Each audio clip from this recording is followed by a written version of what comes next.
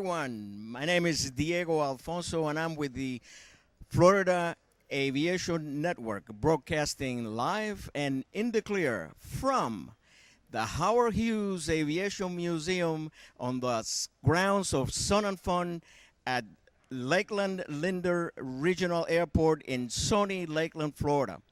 If you just join us, this year, 2013, marks the 39th consecutive year of this fly-in expo and air show all rolled into one, which, by the way, it happens to be the number 2 of its kind in the world. And as you know, my job here is to interview aviation personalities and aviation enthusiasts. And today we have with us Jamie Beckett.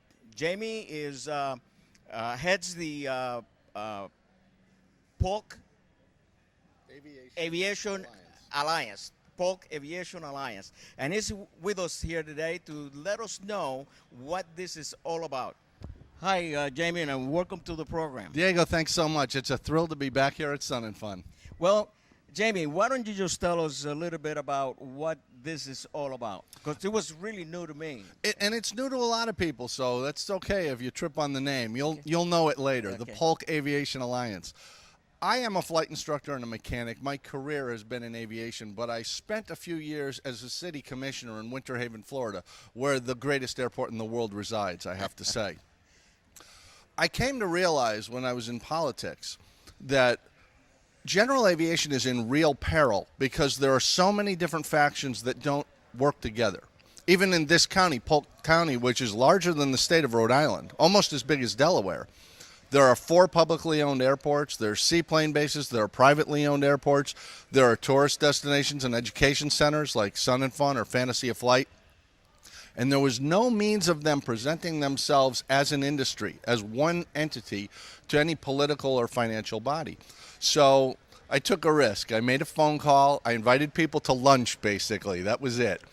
And sat down these different entities, and I said, can we work together collaboratively, not competing with each other, but to identify opportunities and to overcome hurdles by using our combined might?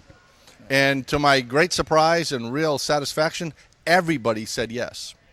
So today we have Lakeland Linder Airport, where we are today, Bartow Municipal, Lake Wales Municipal, Winter Haven, Seaplane Pilots Association, the Polk County School Board, Polk State College.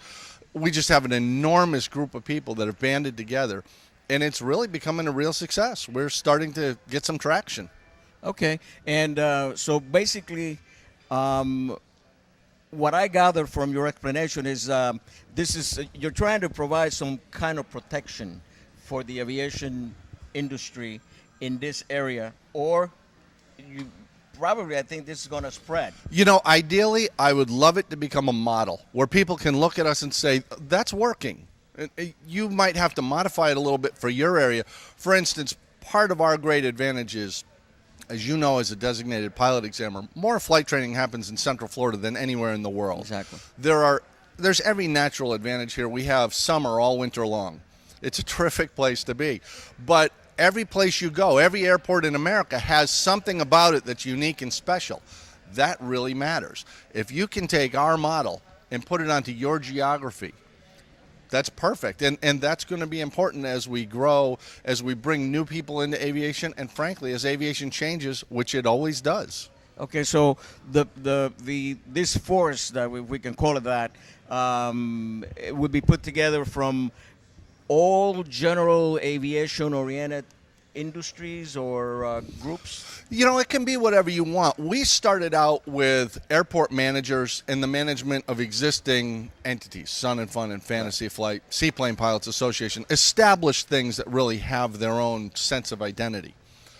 As we incorporate now, and we'll be a 501c3, an IRS nonprofit, we'll have the ability to bring in anyone who wants to join, which would, in our case, be anybody who's involved in aviation in any way, whether that's education, commerce, whether they're a radio shop, an engine shop, a flight school. It really doesn't matter. If aviation touches your business through education or the economy, we're happy to bring you on board and have you as part of the membership. And that allows us to go to an individual city, if they're talking about making a change to the airport that the airport residents don't want, that brings us something more than half a dozen pilots showing up. We can actually have an entity that shows up and says, look, Sun and Fun represents almost $70 million in economic impact. Are you aware of what aviation means to your economy here? That really will matter long term, and we're really lucky here in Polk County having an aviation high school right here on the grounds, which has a 100% graduation rate for a public high school.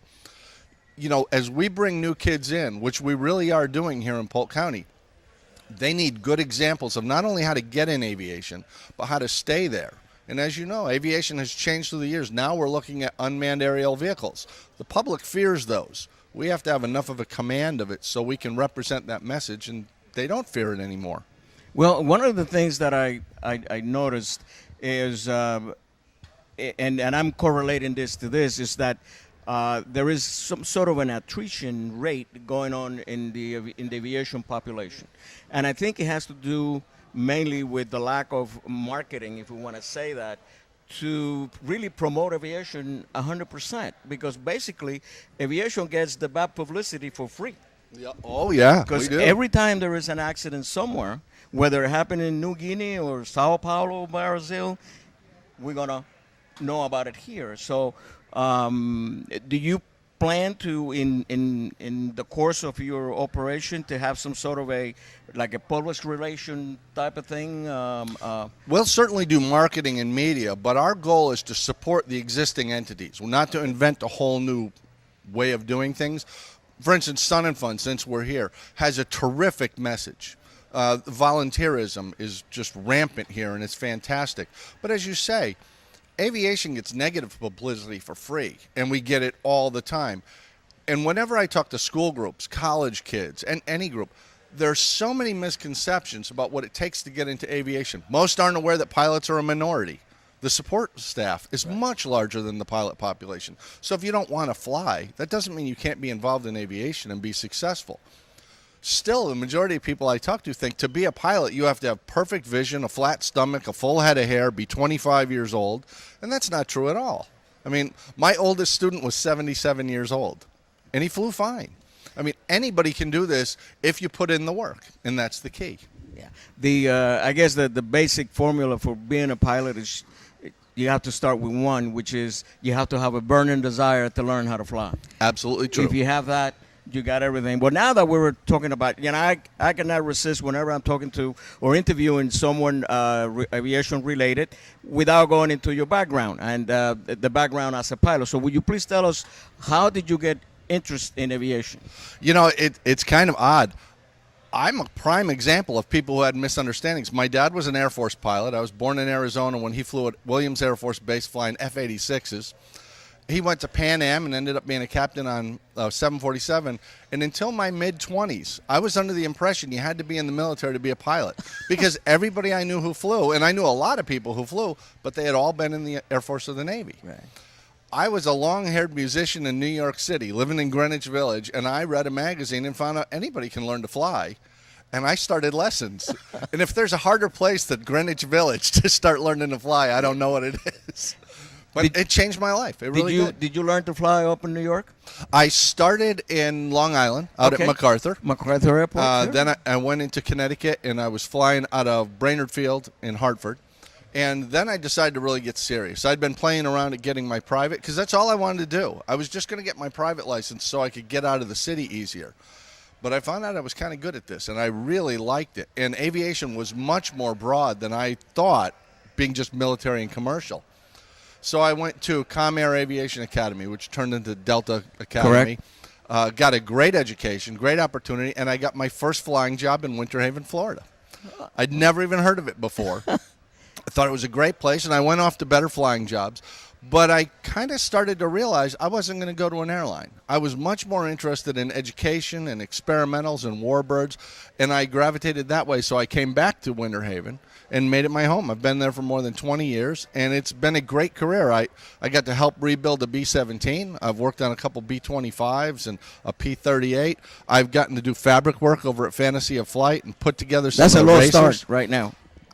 I'm just having the greatest time, and people act like, well, what's your job? And I said, well, I kind of just do what I like, and I'm lucky that people pay me for it. That's correct. And when you say MacArthur, that brought a lot of memories because I was involved with the Academics of Flight, which was Oh, yeah, Sunnydale. Yes, which was a school there, and I became their chief flight instructor.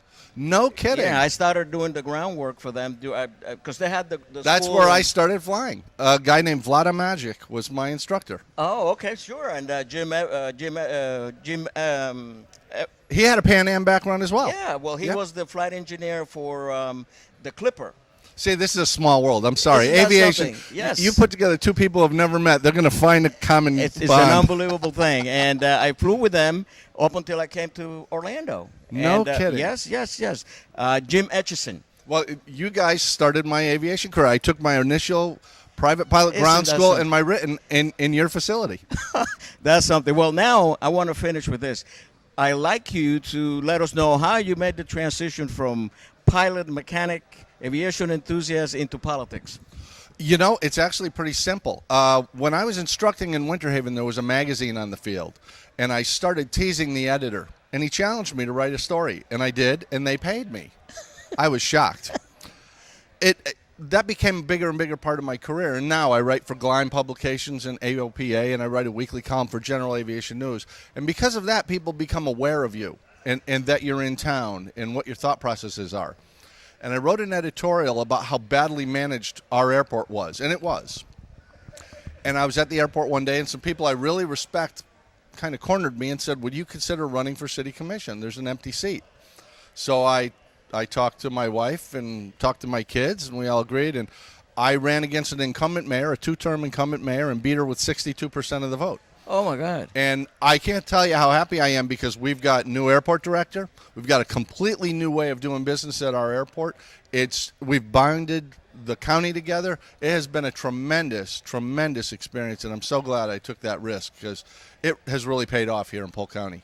Well, Jamie, let me tell you, from an aviation enthusiast myself, I cannot think of a better work as the one that you're doing through your alliance, because I can really see how you're protecting not only the heritage of aviation but the future of aviation, and I'm all for that. So if at any time there's anything that I can do to help, you can just go ahead and give me a call and let me know. You made a huge mistake, Diego. I'm calling you.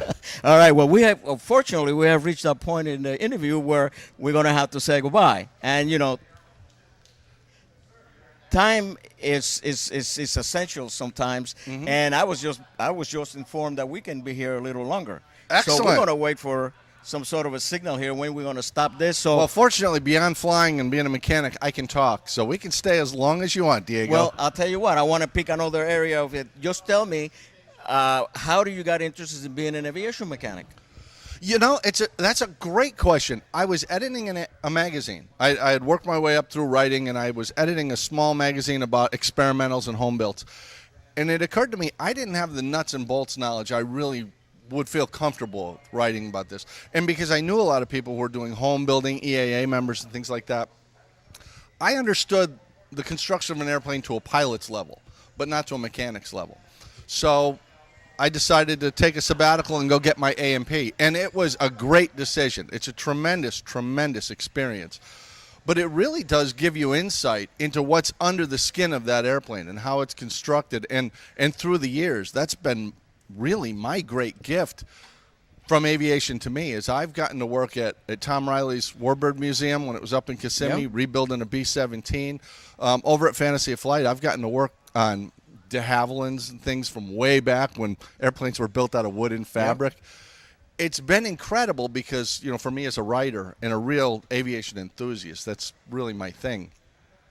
I've been able to see the progression of aviation through the years, both personally and through the eyes of others. And I'll give you an example if you don't mind.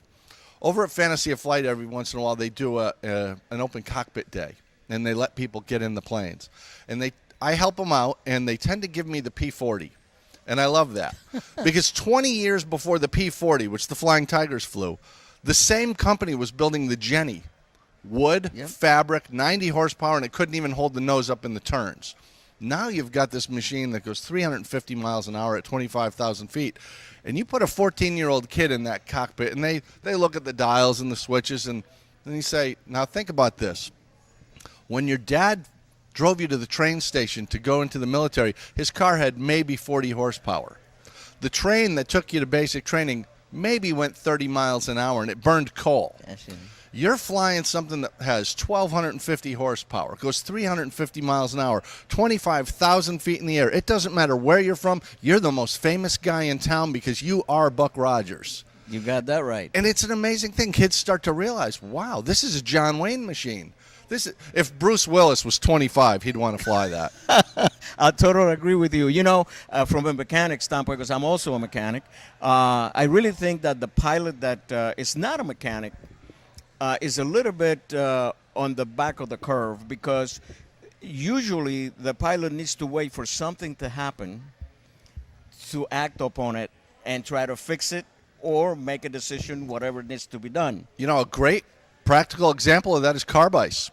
A lot of pilots will experience carb ice for the first time, and Florida at night is perfect for carb ice. It's warm, it's humid, and they'll pull that carburetor heat on, and the engine gets even rougher, so they turn it off. Yeah. And they don't realize it was supposed to get rougher. Yep. Now you've really locked yourself into something that was going to go from a problem to an engine failure. Exactly. And nobody needs that at night. Exactly. And whereas the mechanic, we can sometimes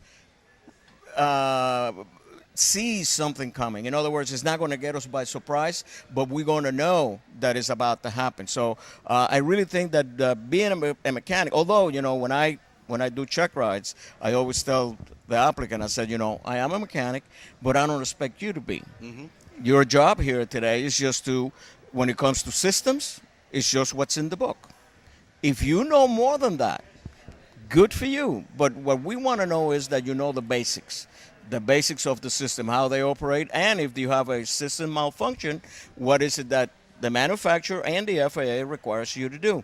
Well, and even in the pre-flight, I just had this experience with a local flight school where I was actually pleased. Somebody came in and asked me to come out and look at an airplane.